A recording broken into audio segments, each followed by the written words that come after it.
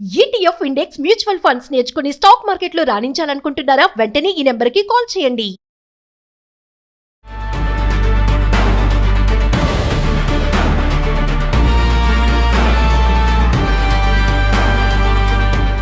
నమస్తే, welcome to Suman TV. Present మనతో పాటున్నారు analyst మందల కృష్ణారెడ్డి గారు. నమస్తే సార్. నమస్తే అమ్మా. Sir, America president Donald Trump birth right citizenship పైన మళ్ళీ సంచలన వ్యాఖ్యలు చేయడం చూస్తున్నాం. ఆల్రెడీ ఫెడరల్ కోర్ట్ స్టే ఇచ్చినప్పటికీ కూడా దాన్ని ఎట్లా అయినా సరే ఆపాలి అని చెప్పేసి మన వాళ్ళు ఎవరైతే డెలివరీ టైంకి అక్కడికి వెళ్ళి పిల్లల్ని పుట్టాక అక్కడ బర్త్ రైట్ సిటిజన్షిప్ పొందడము ఇవన్నీ కూడా సో ట్రంప్ రాకముందే ఉంది. కానీ ఇప్పుడు ట్రంప్ దీన్ని తీసేయాలని చాలా ప్రయత్నాలు చేస్తున్నారు.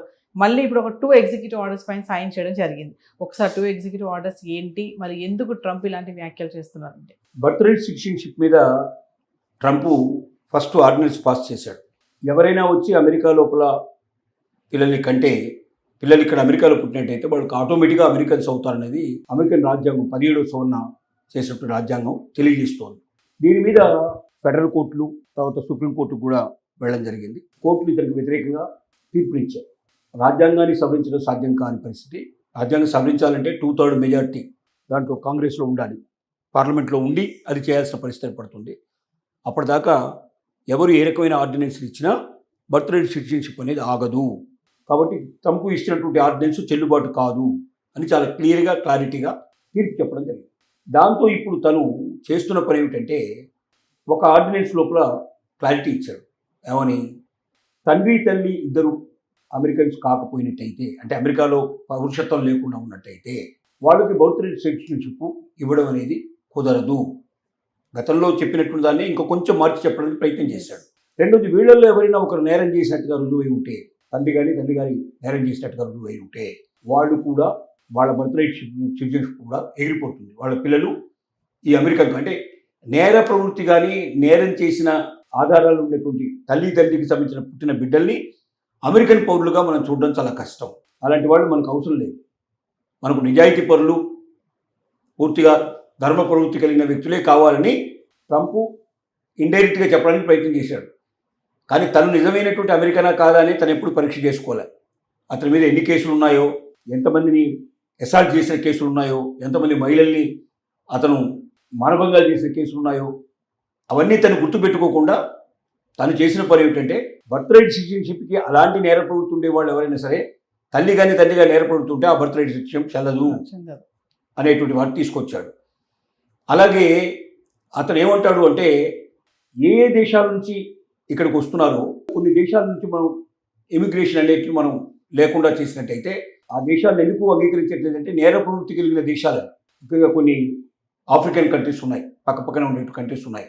ఆ కంట్రీస్లో బాగా నేర ప్రవృత్తి విపరీతంగా ఉంటుంది. అలా నేర ప్రవృత్తి కలిగినటువంటి దేశాల నుంచి మన దేశానికి వచ్చి ఎవరైనా బిడ్డలు కానీ ప్రయత్నం చేస్తే అలాంటివి చెల్లుబాటు కావని ఇలా ఒక రకమైనటువంటి దీన్ని తీసుకొచ్చే ప్రయత్నం చేశాడు.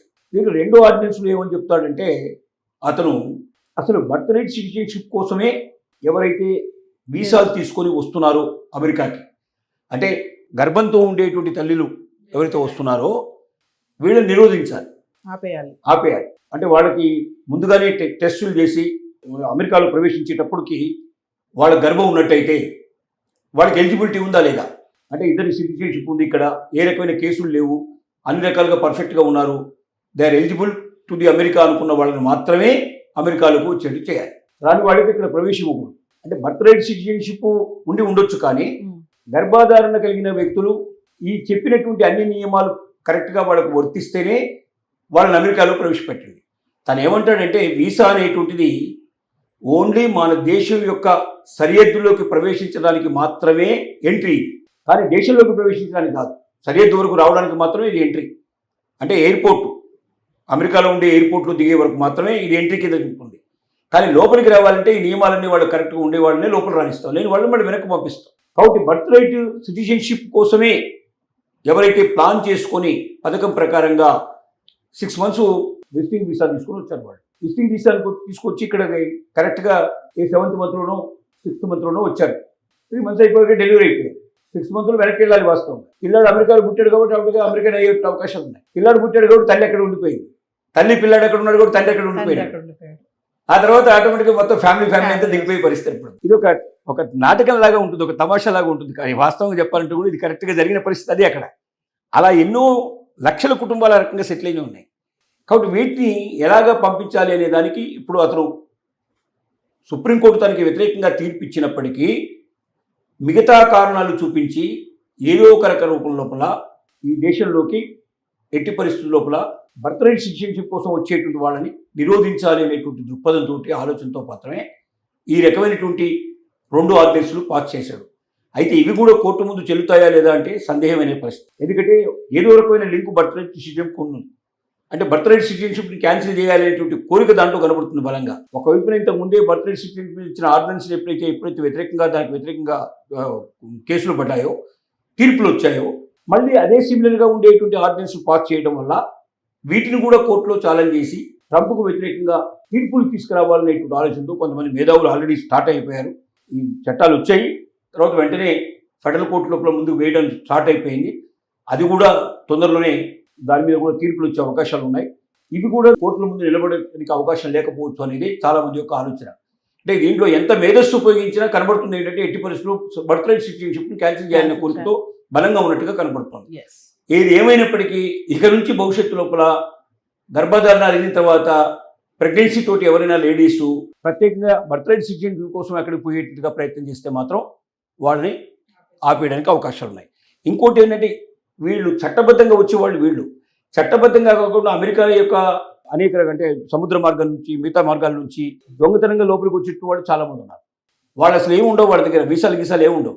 ఇక్కడికి వచ్చిన తర్వాత పిల్లల్ని కనేస్తారు. మా అబ్బాయి పుట్టాడు కాబట్టి వీడు అమెరికాలో పుట్టాడు, అమెరికాలో పలానా హాస్పిటల్లో బర్త్ సర్టిఫికేట్ తీసుకుంటారు. బర్త్ సర్టిఫికేట్ ఉంది కాబట్టి వీడికి వీడికి వచ్చేసింది, బర్త్ రైట్ వచ్చేసింది. మరి వాడు పెంచాలంటే తల్లిగా నేను ఉండాలి, నీకు వీసా వచ్చేసింది. ఇలాగా అక్కడికి వచ్చి వీసాని క్రియేట్ చేసుకున్న వాళ్ళు కూడా ఉన్నారు. ఇలాంటి వాళ్ళని కూడా చొరబడదాలని పూర్తిగా స్టాప్ చేయాలని ఒక ప్రయత్నం చేస్తున్నాడు. ఇది ఎంతవరకు సఫలీకృతుందో చూడాల్సిందే.